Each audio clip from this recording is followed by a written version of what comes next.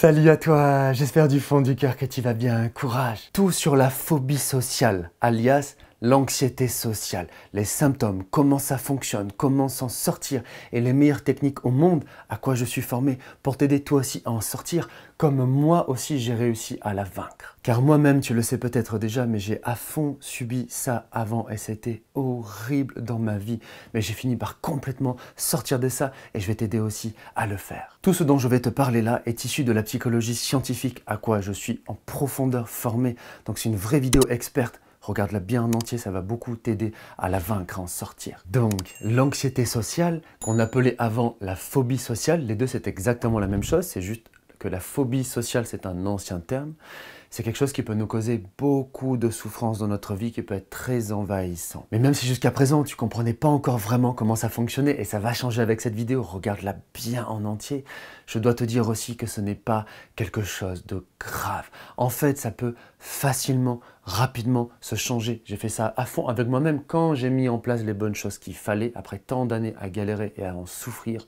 Ok, et après tant de gens avec qui on a travaillé ça, qui ont fait appel à moi et que j'ai aidé à changer sur ça, qui pouvaient avoir des très grandes anxiétés sociales / phobie sociale, d'accord? Donc ce n'est pas grave. Souvent je dis dans ce genre de cas, tu vois, c'est comme une punaise, l'objet. Imagine que tu es pieds nus et que tu marches sur une punaise, ça peut te faire très mal, ça peut beaucoup te paralyser dans ta vie, ça peut prendre plein de place, t'empêcher de faire plein de choses, cette douleur, tu comprends? Mais pour autant, en fait, ce n'est pas grave.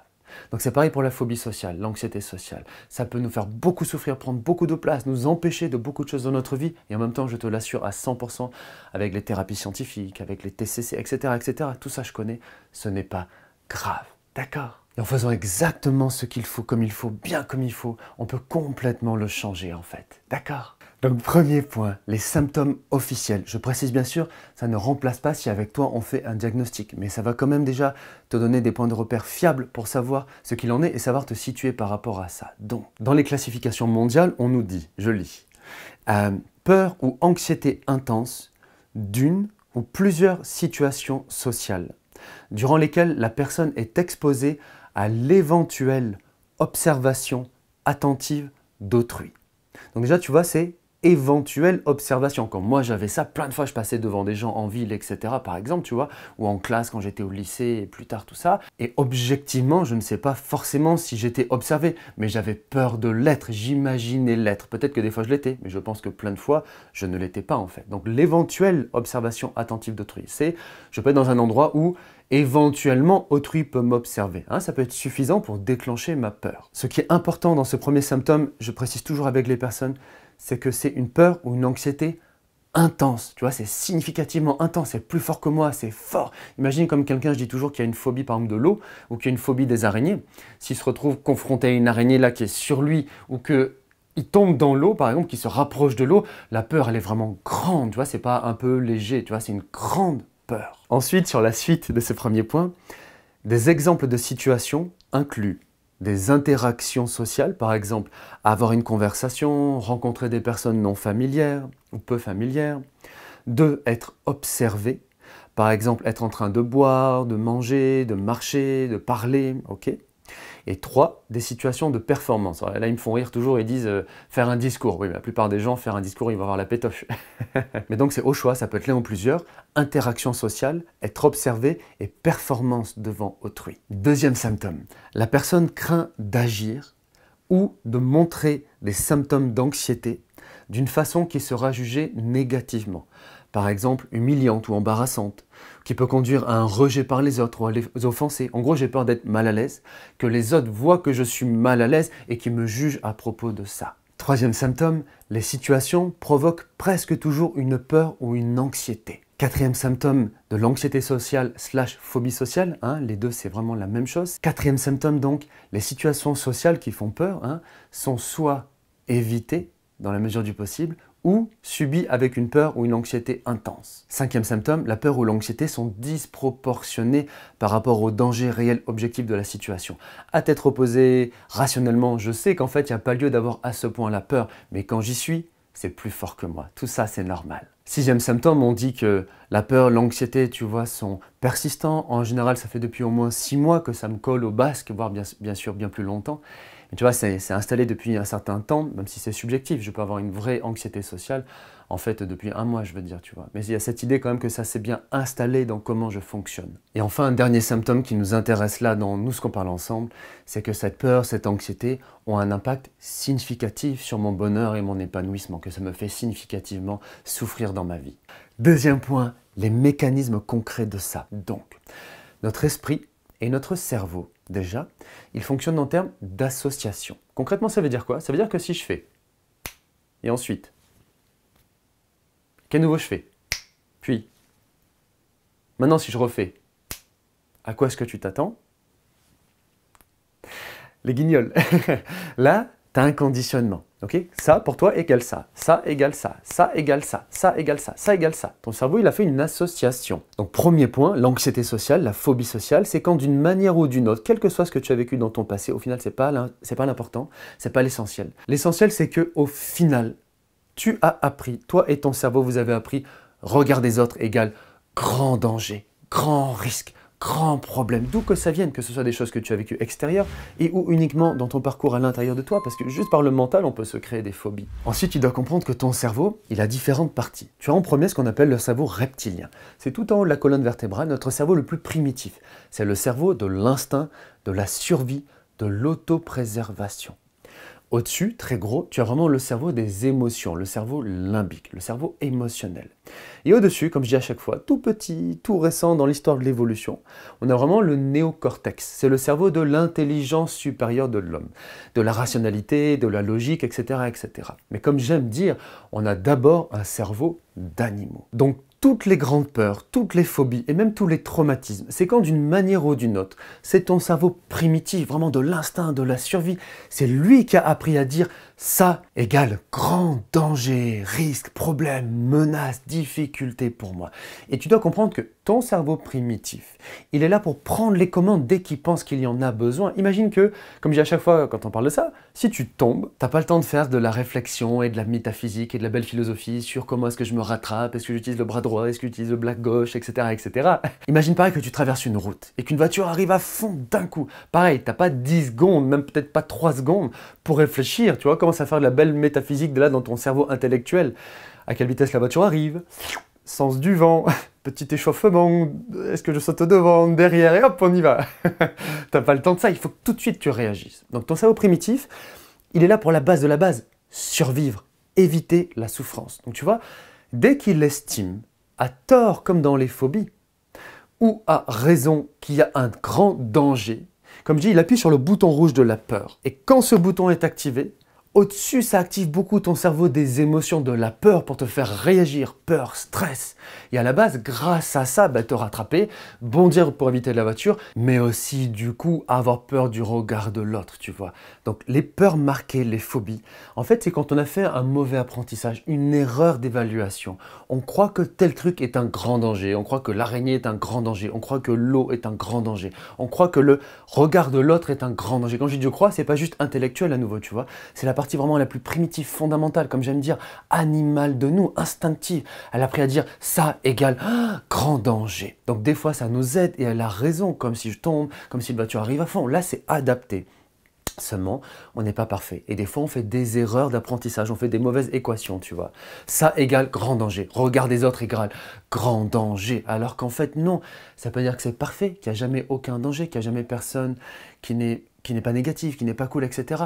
Mais on surévalue trop ce danger. Donc, ça fait que ça surappuie fort sur le bouton rouge, ça surdéclenche les émotions fortes, et du coup, tu perds le contrôle au niveau vraiment intellectuel qui est submergé par ça. Donc en très bref, mais c'est pour ça qu'il y a le côté irrationnel, disproportionné et plus fort que moi. Et donc, quand notre cerveau voit un grand danger comme ça et qu'il appuie sur ce bouton rouge, en fait, fondamentalement, pareil, c'est capital ce que je vais te dire, c'est tout le cœur de ton problème. Jusqu'à présent, c'est que ça active deux stratégies différentes en nous. Soit je combats, soit je m'enfuis. Imagine tu marches dans la rue et d'un coup tu vois un chien qui te grogne et qui commence à courir sur toi. Tu as deux grandes réactions fondamentales. Soit d'un coup tu es en mode combattre, Rambo, Warrior ou Xena et tu vas combattre le chien, lui mettre un coup de pied ou je sais pas quoi, ou essayer de lui faire peur. Soit à l'inverse, tu vas vouloir courir et t'enfuir et essayer de t'accrocher quelque part, tu comprends? Donc ça, c'est nos deux réflexes les plus primitifs qu'on a hérités de l'évolution, ça aussi. Combattre ou s'enfuir.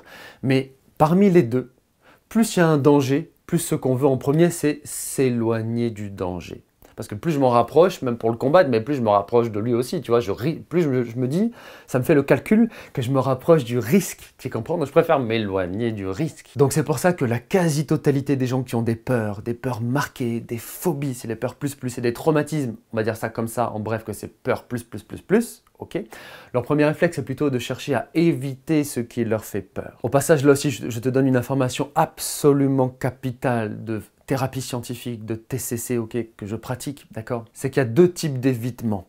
Il y a l'évitement complet. À chaque fois que j'explique ça avec des gens, je dis ça. Imagine, tu rentres dans une pièce, tu as une phobie des araignées, et il y a une araignée. Évitement complet, c'est tu sors de la pièce, et tu rentres pas tant qu'elle est là, ok? Évitement subtil, c'est tu rentres dans la pièce quand même, mais tu te mets le plus loin possible de l'araignée, tu surveilles régulièrement si elle n'est pas en train de se rapprocher, et où par exemple tu mets de la musique à fond pour essayer de ne pas y penser, tu vois. Donc d'un côté tu peux te dire oui mais je me confronte à ma peur. Ben, d'un autre côté pas vraiment en fait, tu vois. C'est comme si, imagine tu as peur d'un film d'horreur, c'est comme si tu regardes le film d'horreur mais que tu as des boules caisses et que tu as des lunettes noires devant, tu vois. Bah non pas vraiment, oui ok tu es physiquement proche, mais tu trouves des stratégies pour pas complètement te confronter. Et donc le plus grand problème, comme j'explique toujours, le plus fondamental, n'importe qui a n'importe quelle peur, il y a une seule raison si sa peur est encore là. La raison fondamentale, c'est qu'il évite trop. Il est trop dans une stratégie d'évitement. Parce que le problème, c'est que plus j'évite, plus c'est comme un monstre dans un cauchemar, cette peur va me poursuivre. Cette peur, de plus en plus, elle va s'installer, gangréner facilement dans ma vie. Je vais avoir peur ici, ici, ici, ici. De plus en plus, j'évite comme si je ferme des portes, plat, plat, plat. De plus en plus, je m'enferme en fait de plein de situations de ma vie. Plus après, je me sens fragile.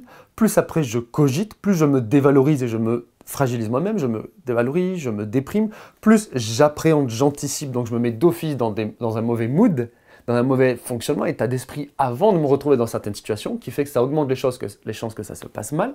Donc je m'enferme dans ça. Et le plus grand problème, c'est en fait, c'est que, imagine quelqu'un qui dresse des serpents, ou qui dresse des migales, ou qui dresse des tigres. Crois-tu que la première fois, quand il s'est rapproché de ces bestioles, son cerveau primitif lui a pas dit « warning, warning, warning, warning, grand danger ». Bien sûr que oui, sauf anomalie, tu vois. Mais en fait, aujourd'hui, pourquoi est-ce qu'il a plus peur? C'est parce qu'il s'y est tellement confronté, il s'y est tellement exposé, qu'à force, qu'est-ce qui se passe? Il s'est habitué. Imagine quand tu étais enfant, par exemple, des choses dont tu as eu peur, ça peut être la peur du noir. Comment est-ce que c'est passé? Au début, tu évitais, puis peu à peu, tu as changé ton approche par rapport à ça, et de plus en plus, tu t'y es exposé, tu t'es confronté à ça, en fait.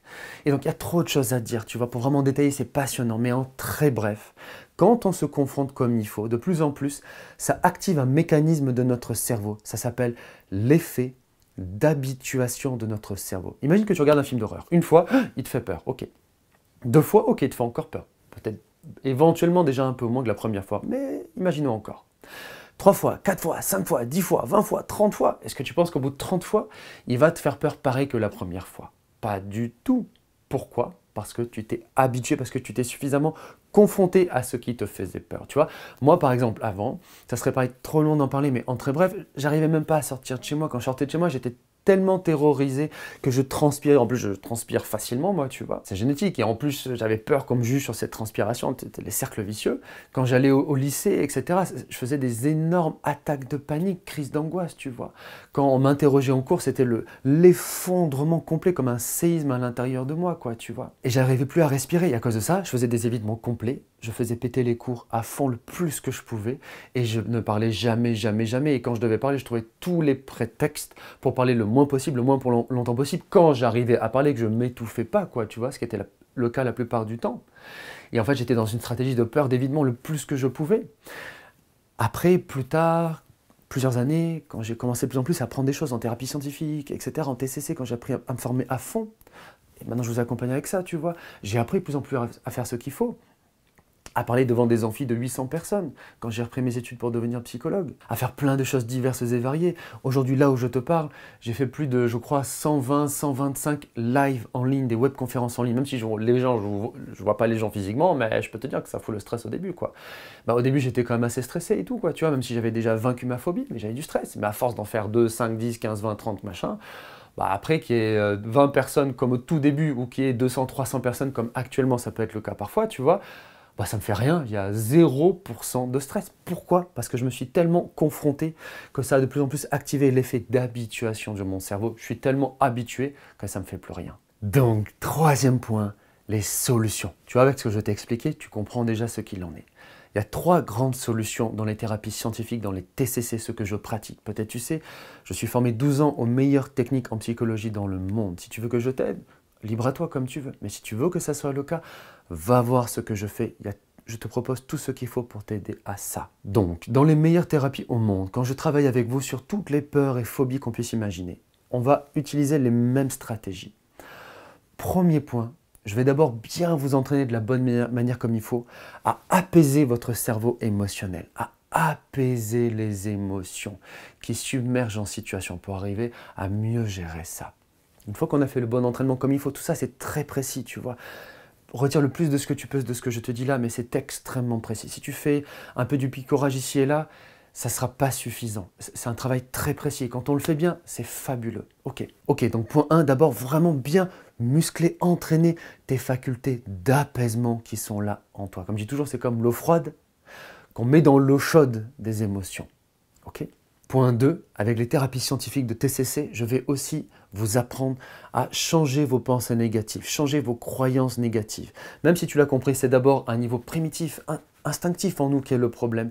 Mais on est un ensemble, tout ça c'est interconnecté, c'est l'œuf et la poule à l'intérieur de nous, tu comprends? Donc point 2, je t'assure, il y a beaucoup de choses à expliquer, mais en bref, c'est tes croyances négatives que tu es observé, que les autres te jugent, qui vont te rejeter, que c'est grave. Tout ça, toutes ces pensées-là que tu as, c'est d'apprendre à prendre du recul par rapport à elles, à les remettre en question. Est-ce que c'est sûr qu'ils m'observent?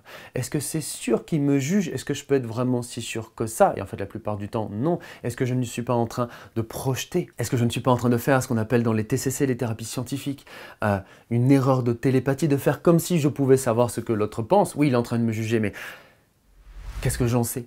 Est-ce que je peux être si sûr que ça à 100%? En fait, non. Et puis aussi, s'il me juge à nouveau, est-ce que c'est au final si grave que ça? On va aller au fond de ça et au début, on en a tellement peur, mais si on va vraiment creuser ça, on se rend compte que ce n'est pas si grave non plus que ça. Au passage, j'y pense vachement. Si tu ne l'as pas déjà fait, va voir ou revoir les playlists de vidéos que j'ai fait sur s'affirmer, se faire respecter, arrêter d'être trop gentil. Il y a plusieurs vidéos qui vont à fond compléter ce que je te dis là. Va voir ça. Va aussi absolument voir les playlists de vidéos. Tu as le lien là normalement dans les fiches de cette vidéo, normalement qui sont ici là. Hein. Et tu as aussi du coup une playlist sur la confiance en soi. Va tout regarder bien en détail. Fais-moi confiance. Chaque chose que je dis va t'apporter du positif pour aussi avancer par rapport à ça, compléter ça. D'accord? Tu pourras aller regarder ça juste après. Et on y pratique des choses donc qui vont compléter ce que je te dis là. Et troisième point, ensuite, dans cet ordre-là, le plus important, le plus capital, c'est avec lui qu'on finit de tout changer. C'est ce qu'on parlait, les stratégies d'exposition. Mais là, pareil, c'est complexe. Vraiment, je t'assure, c'est la réalité, je te le dis en vrai professionnel. Mais en gros, fondamentalement, même si ça doit être beaucoup plus précis que ça, tu vois. Mais l'idée, c'est de se confronter progressivement, graduellement, de manière sécure. C'est-à-dire de ne pas se confronter trop fort. Si j'ai peur de l'eau, je ne vais pas d'un coup faire la bombe dans l'eau, quoi. Tu vois ce que je veux dire? Je vais faire une attaque de panique là-dedans, c'est pas possible. Par contre, si progressivement, je vais d'abord, par exemple, au bord du bassin, et que je reste juste en tailleur au bord du bassin, et puis jour 1, jour 2, jour 3, par exemple, au bout d'un moment, ça va mieux. Une fois que ça c'est bon, je peux mettre par exemple les pieds dans l'eau. Une fois que les pieds dans l'eau, c'est ok, le temps qu'il y a eu besoin pour ça, ensuite je vais aller doucement. Tu vois, quand les pieds dans l'eau, ça va, je ne vais pas d'un coup aller jusqu'au buste, ça va pas, je crame trop les étapes, ça va m'activer mon cerveau qui va me dire danger, ça va me bloquer à nouveau, ça ne marche pas.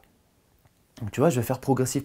Si je fais ça, je peux vaincre n'importe quelle peur, quelle qu'elle soit. Donc il y a 3 grands critères pour que ça marche. Première chose, c'est qu'il faut que ça soit au niveau adapté, comme on l'a illustré là. Deuxième chose, il faut que ça soit prolongé. Il y aurait des choses à préciser dans ta situation. utilise au plus possible ce que je te dis.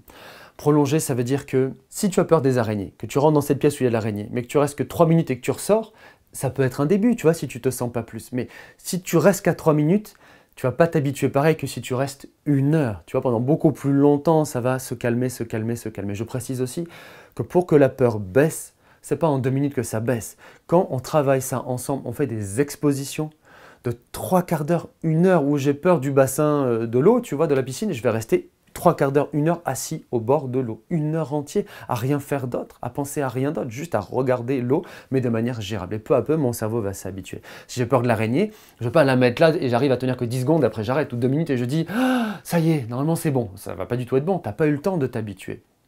Par contre, si par exemple on laisse l'araignée, on va dire, tu vois, je sais pas moi, imaginons à 4 mètres, et tu t'assois sur une chaise à ces 4 mètres pendant 1 heure, tu la regardes, et ça, tu te sens, là, de plus en plus, ça va baisser, baisser, baisser, baisser, baisser, là, ça va se mettre à marcher. Donc, tu vois, c'est la bonne durée de temps, et enfin, très souvent, très, très souvent, quand on fait ça ensemble, c'est 5 fois par semaine, des séances de 3/4 d'heure, 1 heure, la personne de son côté, je te guide à faire ça. Donc apprends à beaucoup plus t'apaiser avec les meilleures techniques qui existent pour ça. C'est compliqué de trouver ça, tu sais.